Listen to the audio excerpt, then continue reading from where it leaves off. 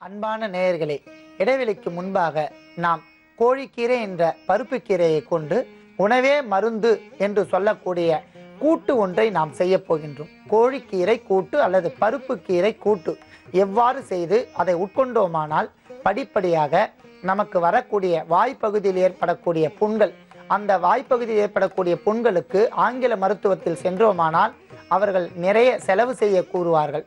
ஆனால் நமக்கு அருகாமையில் கிடைக்கக்கூடிய மூலிகைகளை கொண்டு 1 அல்லது 2 தினங்களுக்குள் வாய்ப்புண்களை சரி செய்து கொள்ளலாம். 10 முதல் 15 நாட்களுக்குள் குடல் புண்களை சரி செய்து கொள்ளலாம்.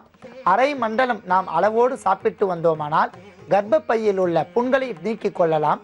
போக சக்தியை அதிகரிக்கக்கூடிய அற்புதமான ஒரு பொருள் இந்த கோழிக்கீரை என்று சொல்லக்கூடிய பருப்பு கீரை. இந்த பருப்பு கீரையை கொண்டு நாம் கூட்டு ஒன்றை தயார் செய்ய போகின்றோம். அதற்காக முதலில் நாம் 200 மில்லி தண்ணீரில் சிறுபருப்பை 6 முதல் 5 முதல் 6 டீஸ்பூன் அளவிற்கு போட்டு வேக வைக்க வேண்டும்.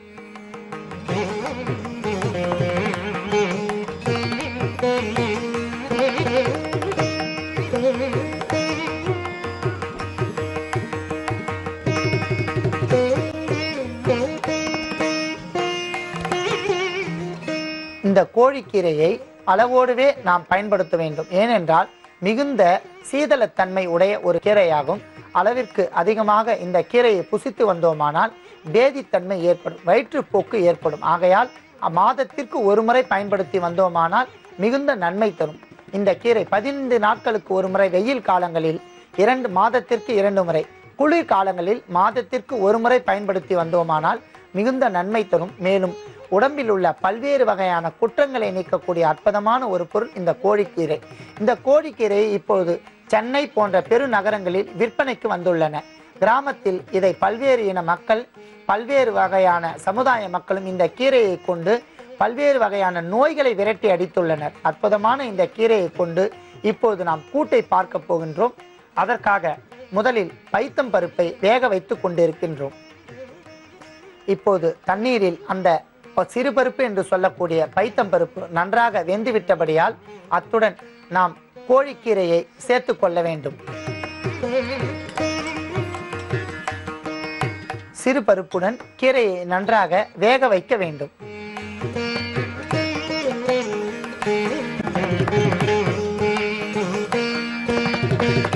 நன்றாக பருப்பும் கீரையும் வெந்தவுடன் அத்துடன் நாம் நறுக்கி வைத்துள்ள வெங்காயம், நறுக்கி வைத்துள்ள தக்காளியை சேர்க்க வேண்டும்.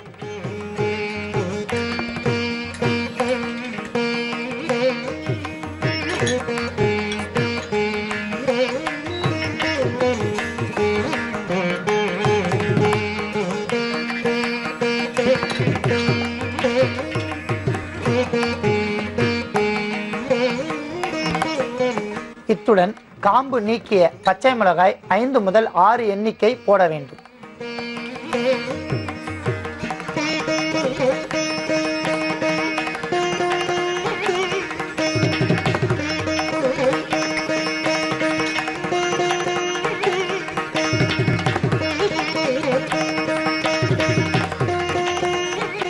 இத்துடன் தேவையான அளவிற்கு பெருங்காயத்தூளை சேர்க்க வேண்டும்.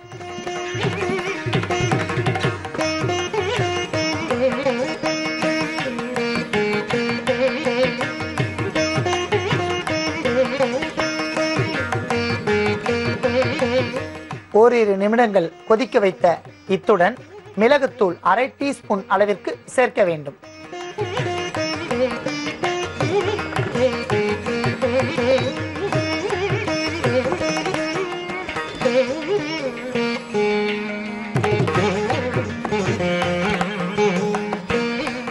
இறுதியாக நமக்கு தேவையான அளவில் உப்பு சேர்க்க வேண்டும்.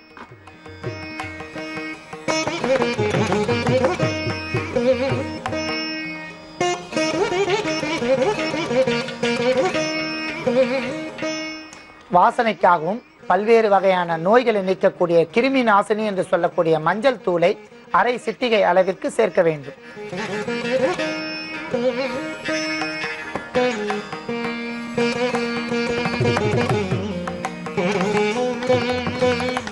அத்தனை பொருட்களும் சேர்ந்து இப்போது நன்றாக கொதித்து ஒரு வகையான நறுமணத்துடன் நமக்கு வாசனை வரும்.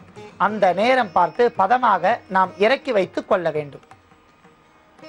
அன்பான நேயர்களே, கோழிக்கீரை, வெங்காயம், தக்காளி, உப்பு, பெருங்காயத்தூள், மிளகுத்தூள் மற்றும் கிருமி நாசினி என்று சொல்லக்கூடிய மஞ்சள் தூள் இவை அனைத்தும் சேர்த்து நமக்கு சிறுபருப்புடன் கீரை நன்றாக வெந்து கூட்டு பதத்தில் நாம் இறக்கி வைத்து கொள்ள வேண்டும்.